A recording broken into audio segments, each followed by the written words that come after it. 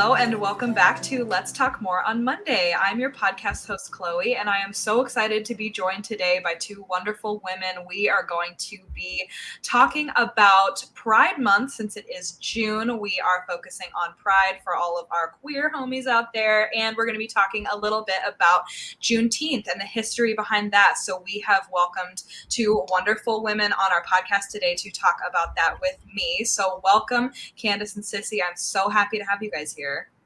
Thank you. Thank you. Glad to be here. So I'm going to have you guys introduce yourselves for our listeners that may not know who you are. Tell us a little bit about who you are and what you do. Okay, sure. I can go first. Okay, so I am Candace, the other half of Candace and Sissy. I am a food creative and I work in the nonprofit realm here in the city. I'm also the co-host of Black Girls Eating podcast. I have to go behind you? You can. I am Sissy Boyd Simmons, and I'm in the HR field. Excellent. I'm not an indie native, so I'm learning through her how to get in the community. Well, more is a great way to start. We have lots of friends through Indie Maven, which is a wonderful group of women that get connected with other women and lift each other up. So we like to shout them out as much as we can. But welcome, both of you. And will you tell us real quick how you got connected with More and ended up being on our podcast today? Absolutely. So I actually met Ariana through a Indie Maven event. And I don't even remember what it was, but we it may have been during pandemic. And we kind of just started following each other on social and we started talking about more. She's featured Black Girls Eating on the podcast before. And so we talked and, kind of support each other socially and stuff like that. And I just tagged all the events too.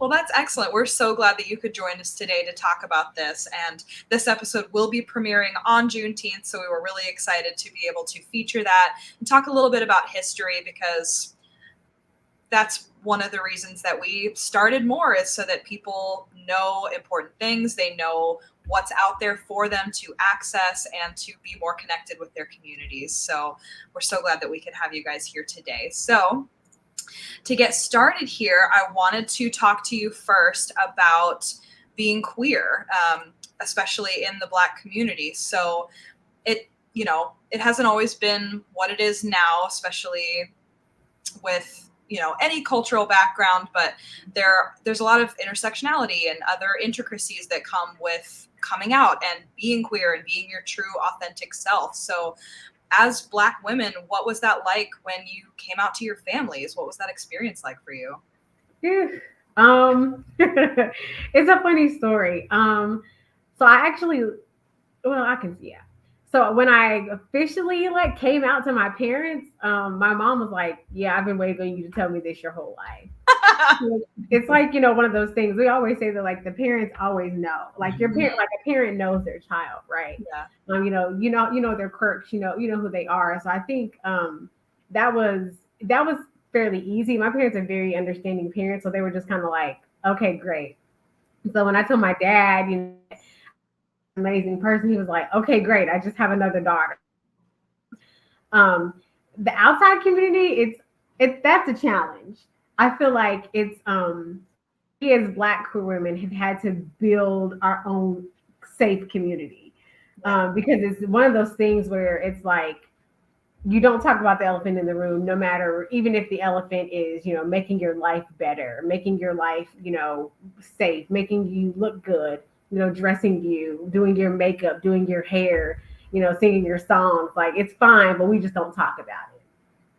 Yeah. So for me, it was kind of in layers, so to speak. And we're so far past that don't ask, don't tell era. I'm like, can we get over that? Right. Right. So for me, it was a little different. I come from a religious background. And so I had very strict parents growing up. So I guess I didn't come out until I met her or started dating her. And by that time, I'm in my 30s. I'm living my best life. So I'm get on the train or get left. That's kind of how it was. So so my family's Sissy's gonna do what she's gonna do. So, if we want to be a part of her life, this is what we got to do. So, and they love her. I mean, she's pretty easy on the eyes, and she's nice. So, And that's the thing. Like, I feel sometimes people have a hard time connecting until you know someone that it affects you. Like when it's your son or your daughter or someone in your family, all of a sudden you're like, well, I guess I could come around to it because we have this personal connection. Yeah. That's exactly it. Yeah. And I had a bit of, that experience. Like my parents, like yours, Candace, were super understanding and kind, but they were like, but what are your grandparents going to say? And I was like, why is that my problem? Right. Yeah. And did you have a good experience when it came to like your friend group? Was there ever any tension with any of those people, or did you end up kind of losing friends or even gaining friends by getting into this relationship? I feel like we started out our relationship and we were intentional about who we let in. It's like our little baby at first. And so we nurtured that first. And then everybody can't come kiss your baby. Everybody can't come visit your baby. So that's kind of how we were. And so we were just really intentional about who we let in our circle.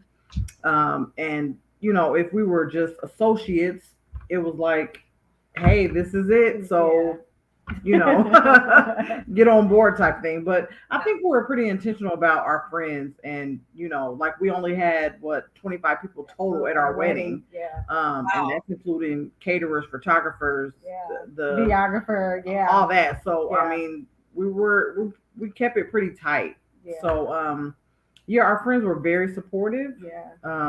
They love me. They love her.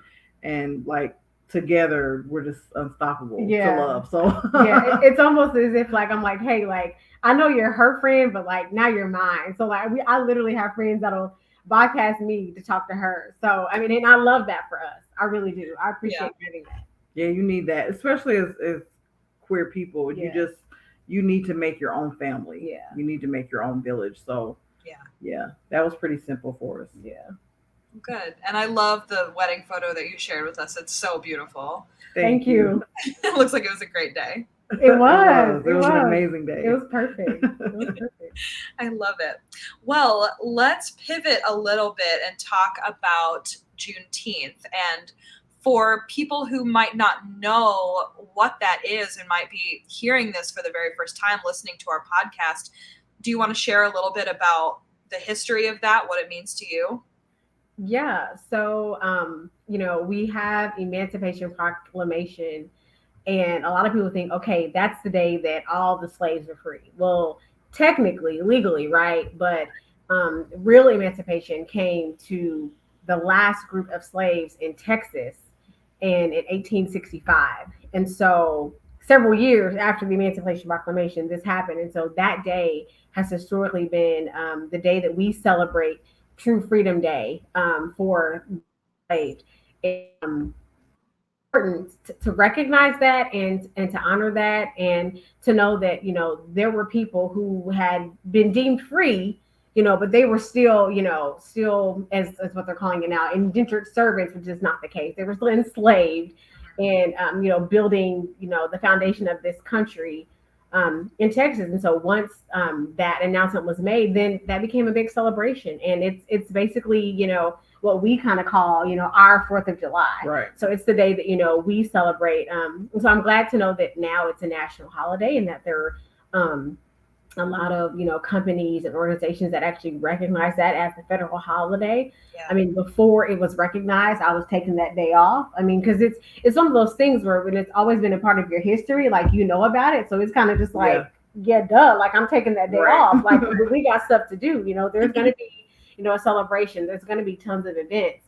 So I think it's really important to celebrate that. And we get all excited about it. We get shirts, and, we go to events, and, there's going to be, a lot of African-centric foods and music and celebratory things. And I think that's one of the things I love about the holiday, because it's culture.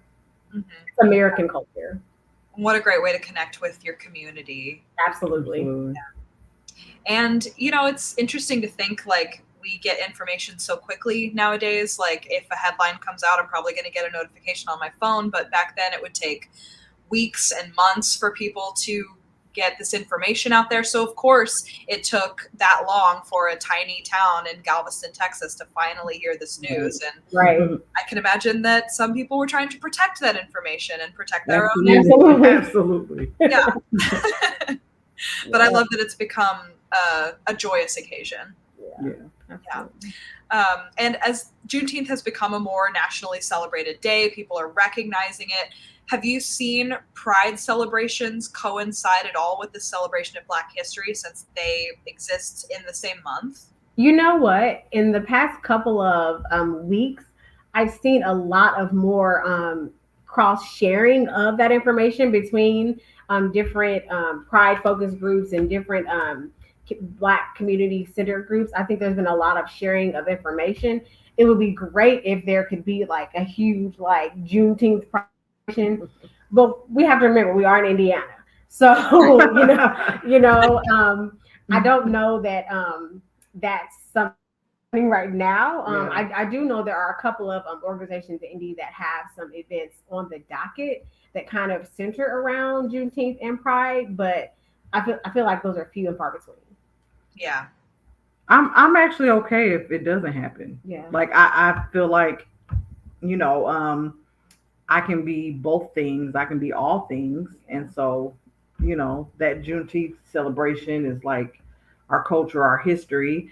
Right. And then I have this one section was like, all my queer family is like celebrated. So, I mean, I'm not opposed to them, joining, but, I'm okay if it doesn't happen. Yeah. Yeah, I can see how it would be, it's its own thing. It's the one day that you get to have to celebrate. So if it doesn't coincide and blend, like you'll get to the rest of, there's a whole month for Pride. Right. Yeah. Do you guys currently have anything on your calendar, like any plans for Juneteenth that you already have decided on? So there are a couple of things going on in the community that day. There is a like community festival at Ujamaa Bookstore on the campus of Planter House that day. There's a couple of like book talks and just community walks. There's just a lot of stuff that's on the weekend prior. Since Juneteenth falls on a Wednesday this year, so there's a lot of stuff that's actually going to be closed, like banks and libraries and stuff like that. But there's a lot of stuff leading up to that day. So that day we'll probably hit a couple of things and then make a good meal and just celebrate. Yeah. The day off is good. That's a good start. That's a good start. So the rest of the day is gonna be vibes. Yeah. So yeah. Well, I love that you mentioned that some of it is, making those cultural foods, connecting with your community, but some of it is also very education focused and book talks and trying to make sure that people know what it's about and what we can do, like now that we're in the day and age that we are, like how we can continue to educate ourselves about it. Yeah, I love that. I think the more education, the better. Yeah, agreed.